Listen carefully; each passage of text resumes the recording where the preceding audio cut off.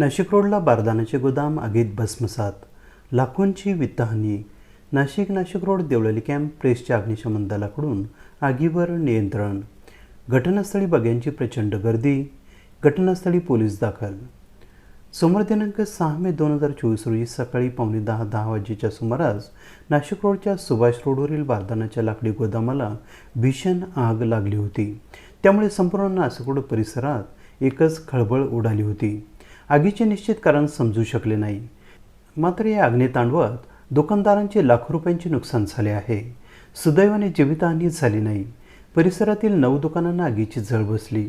Nashik road Deolali कॅम्पच्या अग्निशमन दलाचे 10 बंबांनी शर्थीचे प्रयत्न करून 4 तास कडवी झुंज देऊन आगीवर नियंत्रण मिळवले. आग विझवण्यासाठी स्थानिक नागरिकांनी आपल्या परीने प्रयत्न केले.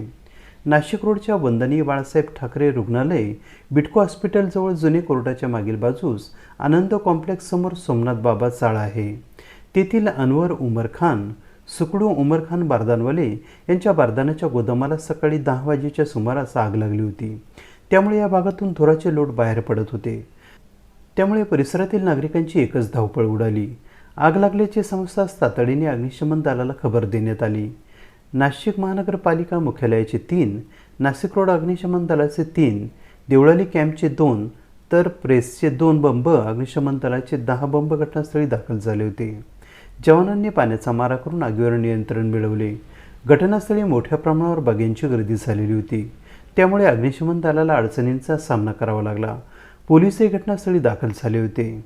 आगीत एक बुलेट दुचाकी, बारदान तसेच प्लॅस्टिकच्या ताडपत्र्यांचा मोठा साठा जळून खाक झाला. देवळाली कॅन्टोन्मेंट बोर्डच्या अग्निशमन दलाचे फायरमन शुभम नेहे, जयदीप निसाळ, निखिल भिसे, स्वप्नील कासार यांच्यासह नाशिक अग्निशमन दलाचे मुख्यालय, नाशिक रोड आणि प्रेसच्या अग्निशमन दलाच्या जवानांनी आग आटोक्यात आणण्यासाठी आपले कौशल्य पणाला लावून योगदान दिले.